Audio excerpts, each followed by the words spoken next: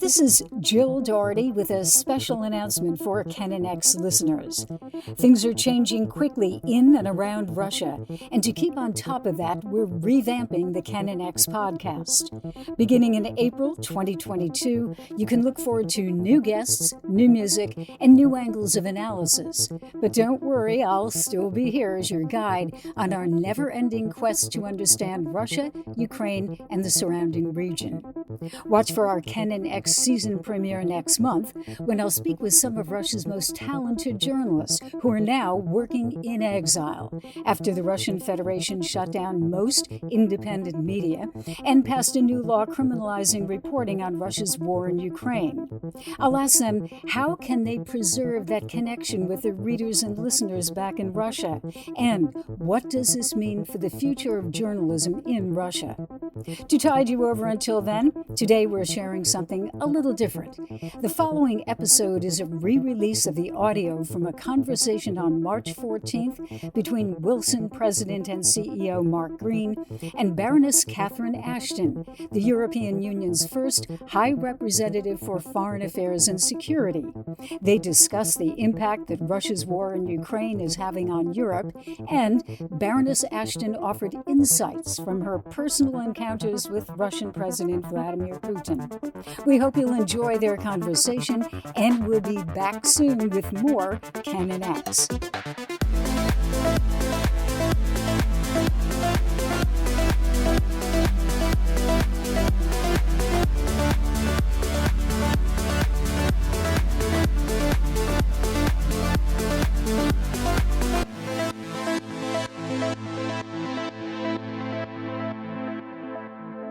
Hello and welcome to the Woodrow Wilson Center series Hindsight Upfront Ukraine. I'm Center President Ambassador Mark Green.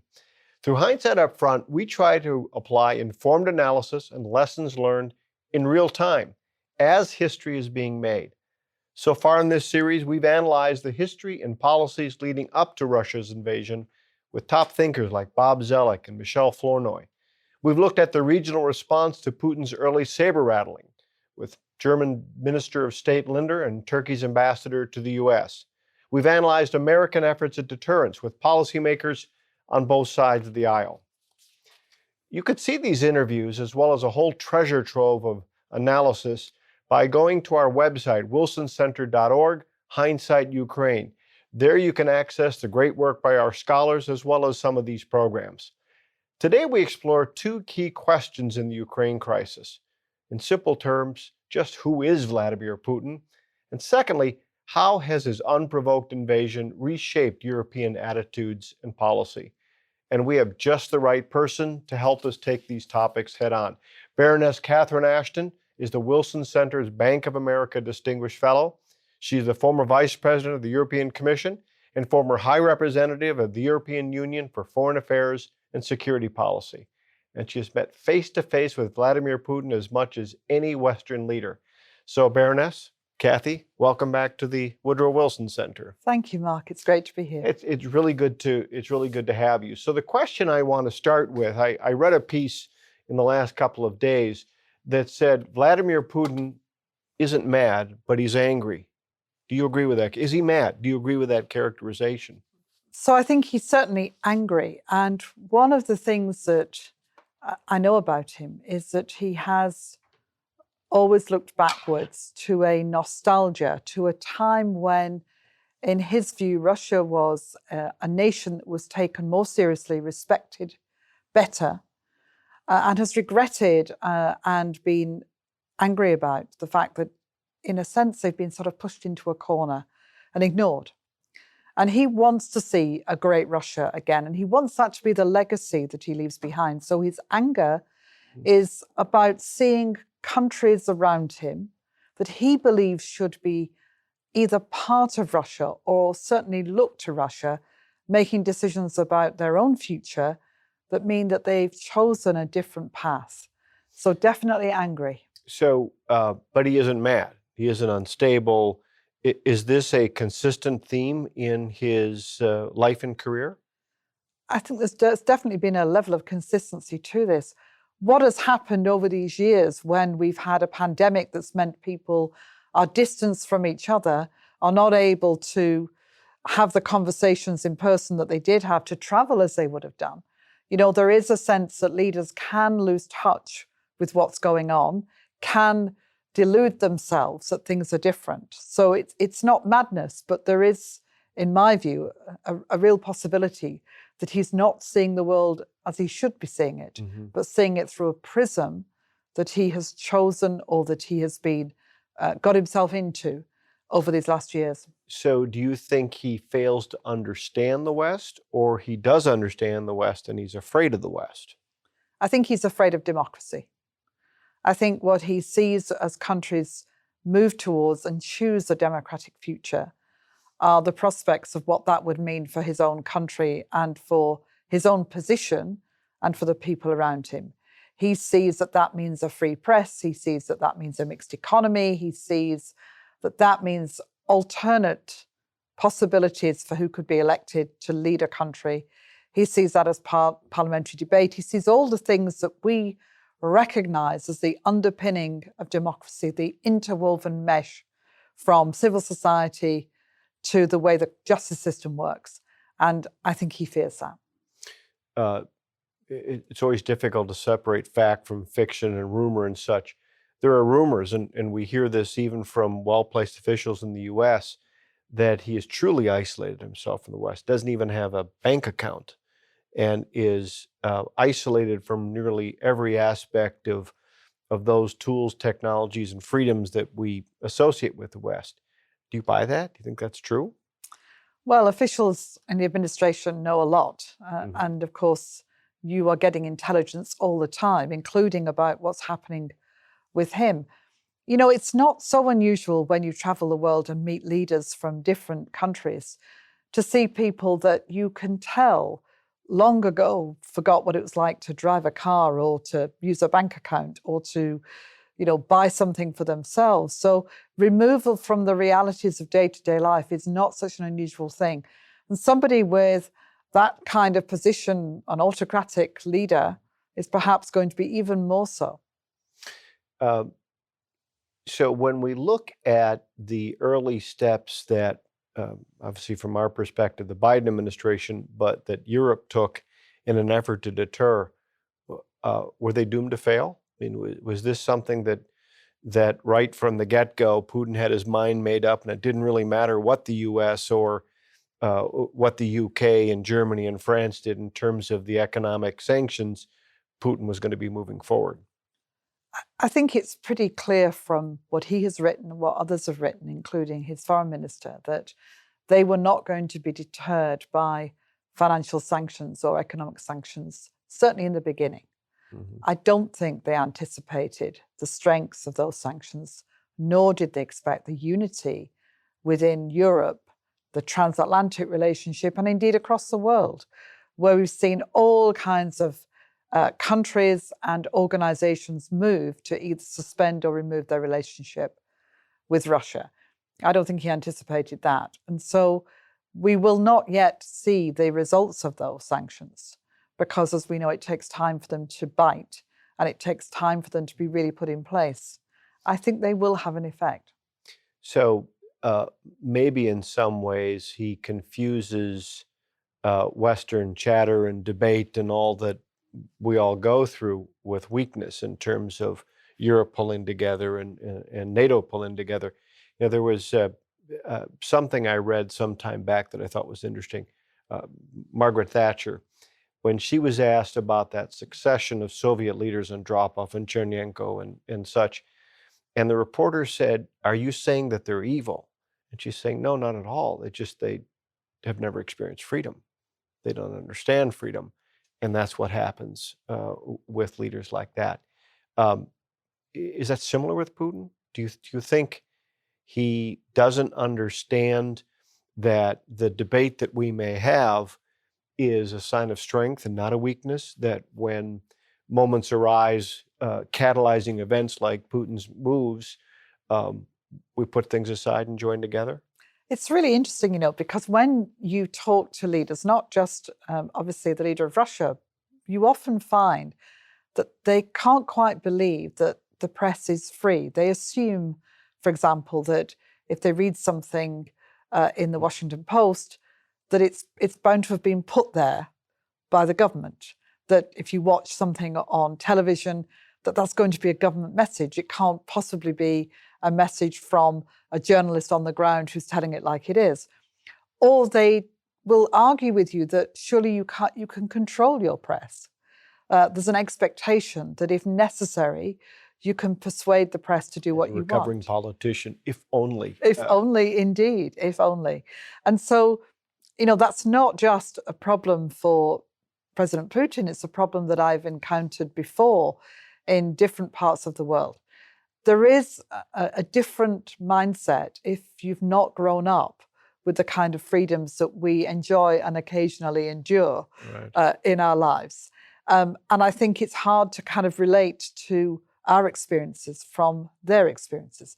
You often hear as well leaders say, yeah, well, that's okay for you, but that wouldn't work here. Right. And I suspect if you ask Russian politicians the question, that quite a lot of them would say, well, that might work where you are, but look at what it can do as well. Not always good things, but it certainly wouldn't work here. So I've always thought that part of the reason why Putin has moved as he has really touches upon what you were just pointing to. So in the case of Putin and Russia and Ukraine, the argument that some Russian leaders may make, well, that's fine for you, but we can't have democracy here, it doesn't work, all of a sudden in Ukraine it actually was working. And the fact that markets and democracy works in a country on its border, that's a very dangerous, very potent pushback on Putin and his way of life. Do you think? Exactly right. Yeah. Exactly right. I mean, that I think is the analysis. I mean, there seem to be two elements that have particularly been brought up as issues that he's been greatly concerned about. One is NATO and the assumption that if Ukraine moves towards the European Union, it will also move towards NATO, because all those who were in the former Soviet Union who've joined the EU have also joined NATO, and that Ukraine has been more and more vociferous, more clear about wanting those twin futures, as it were. But he also knows that if you look at those two, for him, arguably that means the prospect of having NATO right on his doorstep and the issues that would raise, as he would say, from a security point of view. But let me get at that, because I think that's key. That's something that you made me think of. So if if we're looking at what his attitudes are toward the West and democracy, does he understand the line from Putin is, can't have NATO on our borders, it's dangerous, it's a security risk, a defensive alliance. So does he really believe it's a security risk, or is that a convenient way of the case that he tries to make to his people? I think it's about the case he makes to his people. I think you're absolutely right. He knows very well what NATO is. He was part of discussions with NATO way back when he first became president.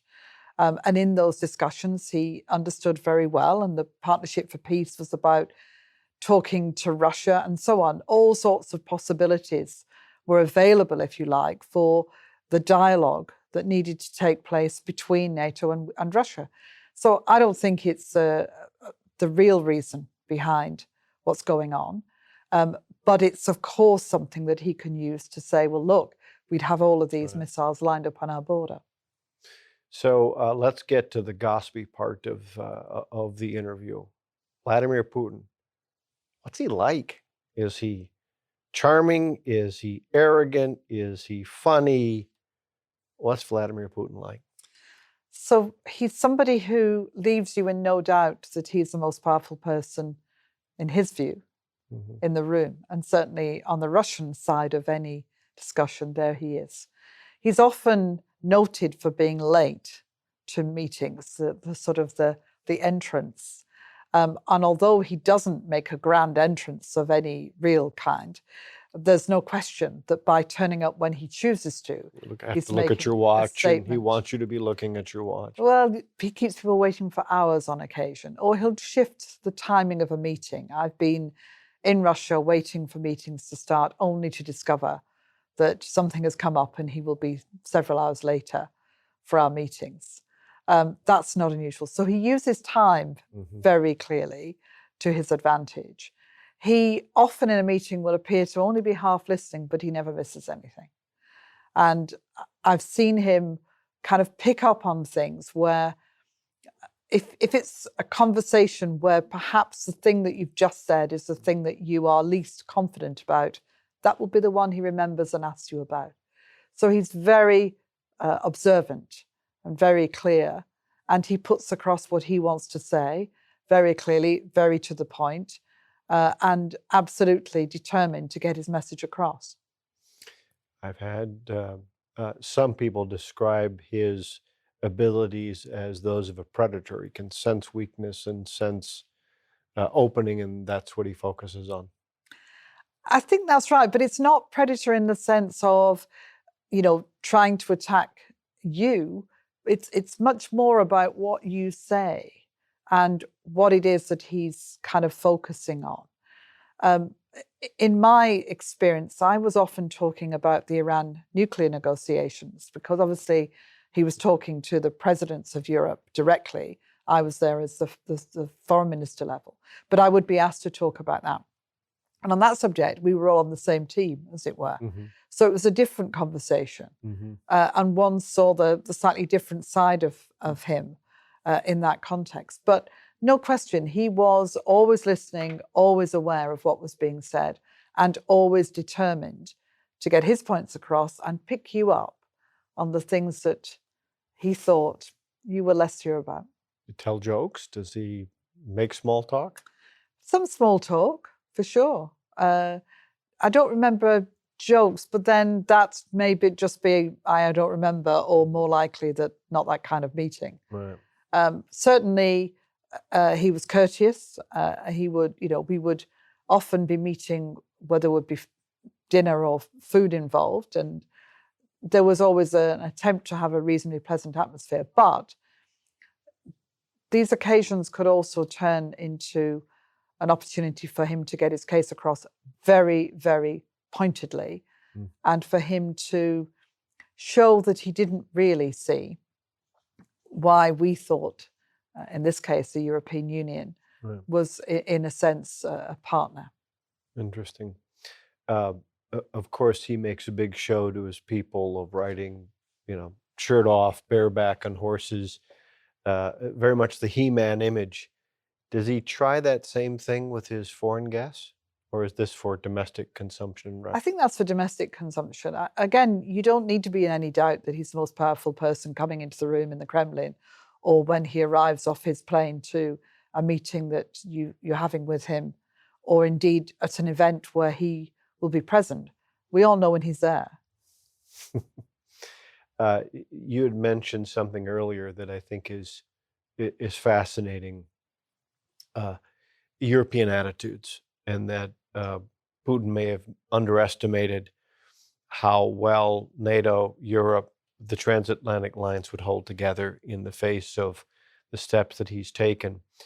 How do you think European attitudes have shifted from months ago, perhaps some warnings that Putin might be making his moves, to increasing signs that he was serious, to the invasion, and now to one person's opinion, my opinion, clear evidence of war crimes? How have European attitudes changed along the way? And are those attitudes, those changes, lasting, or is this is a chapter and we'll be having a different conversation in a couple of years? So for Europe, we're on the same landmass. So there's always been an attempt to try and develop the right kind of links with Russia, economic links, people-to-people links, and so on. And I think a few months ago, if you'd asked most Europeans, practically anyone, are we going to see a war in Ukraine? Is he going to invade? Practically everyone would have said no. That there might be a lot of, saber rattling. Right. He might build up troops. He might do something in Luhansk and Donetsk. He might reinforce things in Crimea, but he would not try and take the country for all sorts of reasons. not least how challenging it is not just to take a country, but to hold a country. So I think the first thing to say is that attitudes have shifted because he's done what people thought he wouldn't do. Mm-hmm. I think, secondly, we're all watching what's going on in Ukraine. Lots of examples where they're blowing up residential blocks, hospitals, the horror of seeing people fleeing across the border, trying to get away, and President Zelensky broadcasting from Kyiv, where he's decided and determined to stay, and showing everyone and telling everyone what's going on. So I think attitudes have hardened, and I don't think they'll change. And we've talked about it previously, but my own mother grew up in London during the Blitz, and so those are very vivid memories. Yeah. Is this conjuring up memories for Europeans, particularly Brits, with what they're seeing on TV? Does this remind them of some of the horrors of war not all that long ago? I think to contemplate war on the European mainland again, for many people, is terrible. It's just awful to contemplate. And I think it's why you're seeing not just governments trying to do something, but the amount of money being raised from ordinary citizens. I mean, in the UK, it was, I think, 85 million in 3 days. Huge amounts of money, because there's an outpouring of understanding just how dreadful and appalling this is. We were talking about European attitudes. Of course, one of the ways we can measure those attitudes, we have countries that had kept the EU or NATO at a distance. All of a sudden, it's looking a little bit more attractive. Finland being one. Is that something that you're seeing, and is that real? Are we going to see a continued push? And from your vantage point, what will the reaction be by the EU and by NATO? Will this change how they view potential applicants and members? So the EU has always been hugely attractive to the countries around them, not least because of the economic benefits of being part of it. Mm-hmm. And for countries such as the Western Balkans, you've got membership applications in for many of them who want to be part of it. You've got Croatia and Slovenia already there. So it's attractive because of the economics. It's attractive because there's a sense of peace and security built on that.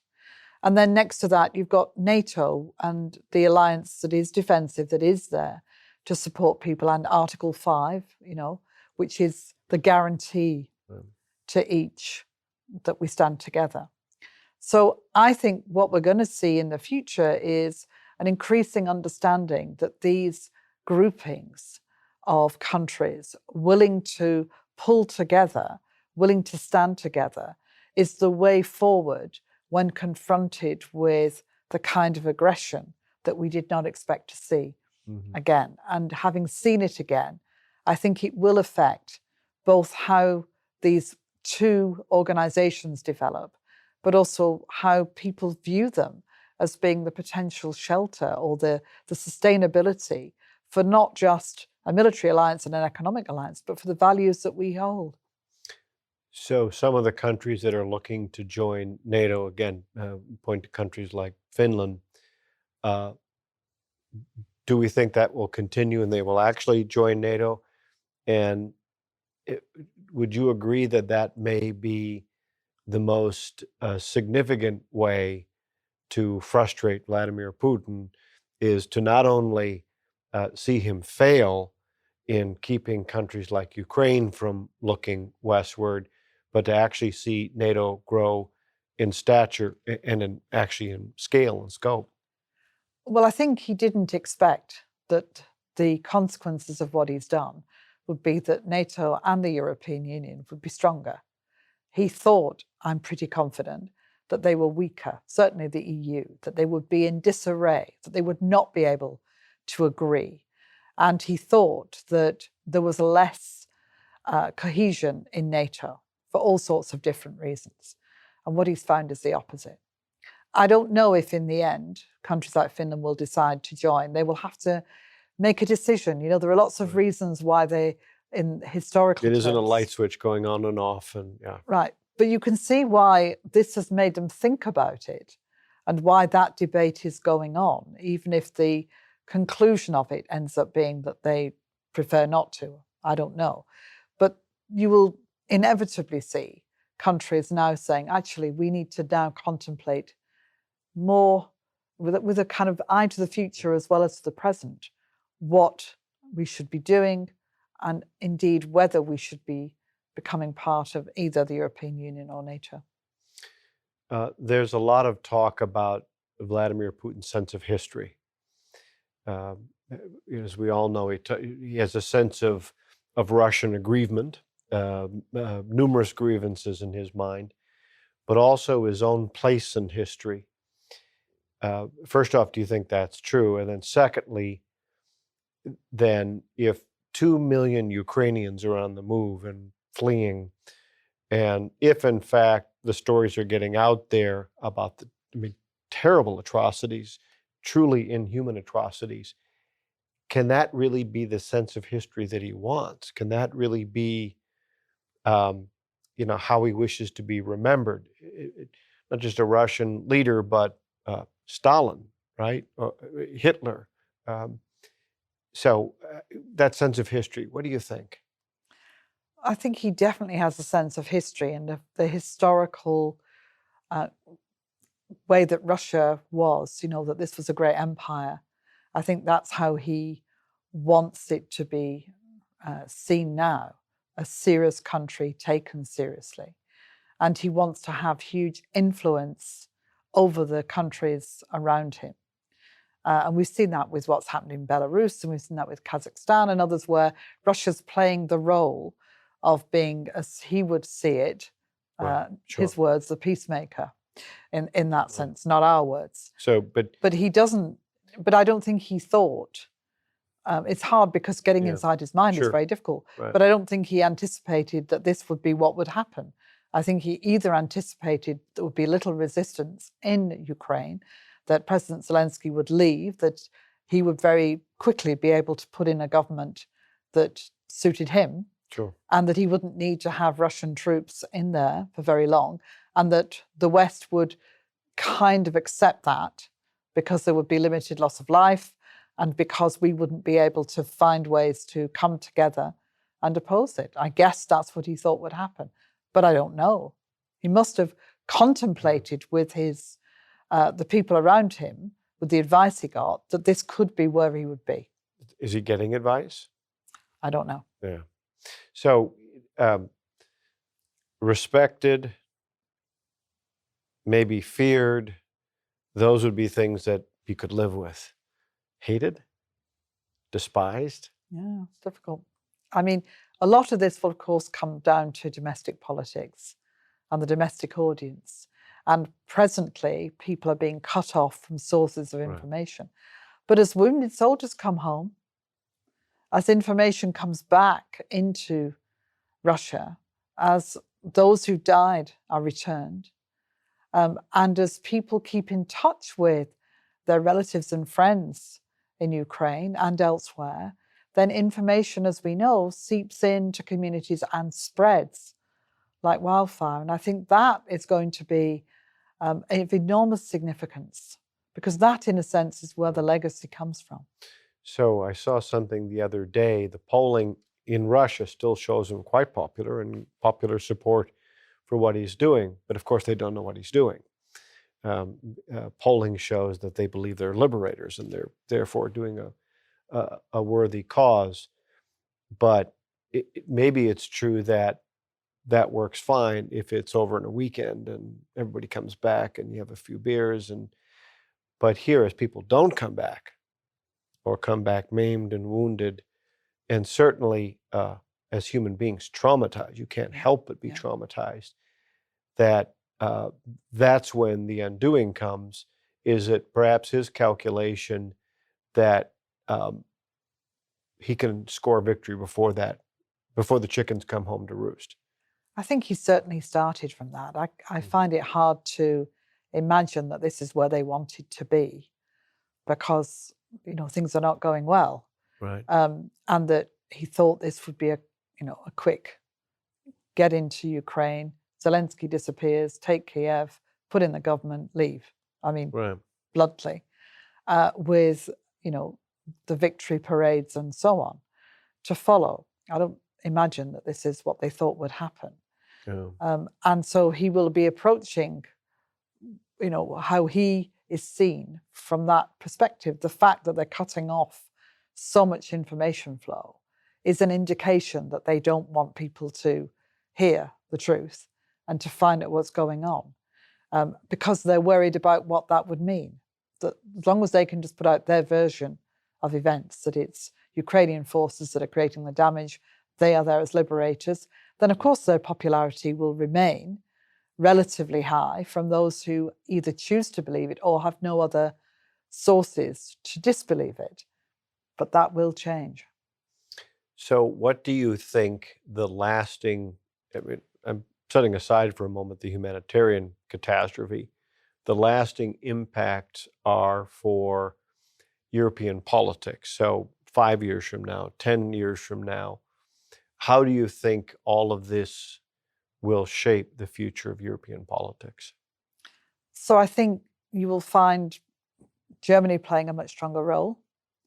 We've already seen that Chancellor Scholz... And would you agree that the decision regarding Nord Stream 2 and the willingness to up their defense contributions, that those are the most significant developments in some way in the European response to Putin? I suppose the most surprising developments in a way. I mean, I think Nord Stream 2 was gradually becoming impossible to imagine going forward, but it was a kind of slow process to that.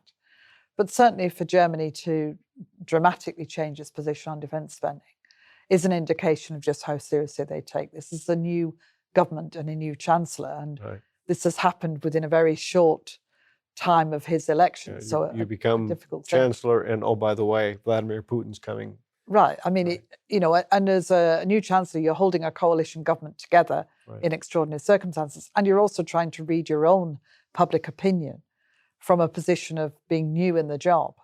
That's quite a challenging thing to do. So dramatic and surprising, because it was so determined when he put forward his views and decided, to great applause in the Bundestag, that's what he was going to do. So I think that's the most dramatic. But I think more generally, I think you'll see a greater cohesion across Europe now, because this has brought everyone together, and it will be a source of concern for some time to come, certainly as long as we've got President Putin in office. So the Germans have also made clear that they aren't walking away from their business relationships, because they are many, and they're very integrated with Russian businesses and business persons. But do you see it moving in a direction where even that will become untenable for the Germans, and they'll have to switch unofficial positions on those business relationships? I think if the war goes on and the continuation, as you described it, this dreadful humanitarian catastrophe, then I think it's going to become harder and harder to keep any integration within and between Germany and Russia and other countries too, because it's going to become much less acceptable. If there is a solution, if discussions that are going on, if negotiations can find a way through this, then one of the things that will be important will be looking to the longer term future of relationships with the Russian people, because there are millions of Russians for whom this is not what they want. There are thousands in prison already for having protested against it. And we've got to keep in mind that relationship too, with those ordinary Russians for whom this is not in their name. You opened the door when you talked about a way through this, a negotiated way through this. What could that possibly be if Putin has said it's a war of liberation, that they're denazifying Ukraine? So what could possibly be acceptable that he could go back and say, we got what we needed, we're all done here? Well, I think that's right. I think it's impossible to imagine right now. And one of the most important things is that this is for President Zelensky to determine for his people and his country. They have already suffered enormously. Any solutions have to be driven by him with help and support from all those who can give it, from all the countries, and the advice and expertise that's available. But ultimately, he needs to be able to continue to chart the course of his country, and for people to feel that this was about stopping the fighting and finding a way to get to a better future than we're currently seeing in these dreadful circumstances of the present. Well, and isn't that the other notable thing in all this? Just as Putin had off-ramps, Zelensky has had off-ramps. He could say, "You're right, we give up on NATO," and has been rock solid and made, in fact, if anything, doubled down on the importance of what he hopes to see for his people. And he too has a difficult off-ramp if they're going to have a negotiated settlement. That's right. But stopping wars and dealing with people with whom you have found yourself in these terrible conflicts is what negotiations about. It's about, enemies. Right. It's about people that you despise. You don't it's have to about negotiate with friends. Respect. You don't negotiate with your friends. Well, you do every day, actually, but you don't negotiate in these kind of circumstances. Like this, And that's the point. And that's why you need to be able to have the kind of detailed working through, bit by bit, finding ways to, first of all, stop people being killed, right. Stop people being injured, stop the fighting. Last question. One of my fears has always been the populist backlash to immigrants, forced migrants, those who were forced to flee. Everyone welcomes forced migrants, those fleeing war early on, because our heart breaks for them. But after a while, if we're not careful, populism, anti-immigrant sentiments can rear their ugly head. As we sit here today, it's 2.1 million, I believe. Those are serious numbers. These are significant numbers of poor men, women, and children who are fleeing just to get some semblance of a life.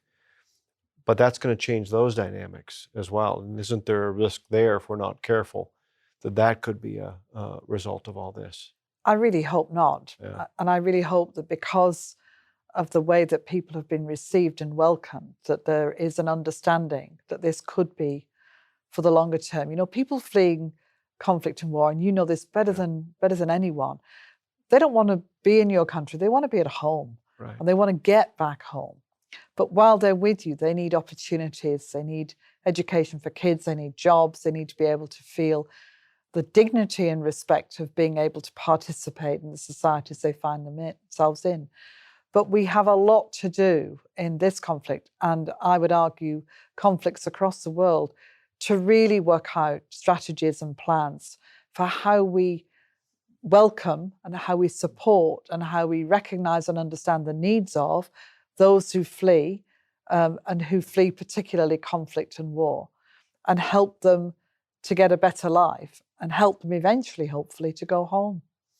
Obviously, I couldn't agree with you more. I entirely share those sentiments. And maybe that's a good place to wind up, because as you mentioned, the outpouring of support and the remarkable outpouring of resources. Europe's come together, the West has come together, both out of a sense of supporting Ukrainian aspirations, but just humanitarian concern and caring about your fellow man and fellow woman. So maybe that's something good that comes from all this, is reawakening that sense of humanity. I hope so. I do as well. Baroness, Kathy, it's great to see you. Thank you. Very much appreciated. And that's been Hindsight Up Front Ukraine. Again, to access our materials and the different events that we've done, please go to wilsoncenter.org/Hindsight Ukraine.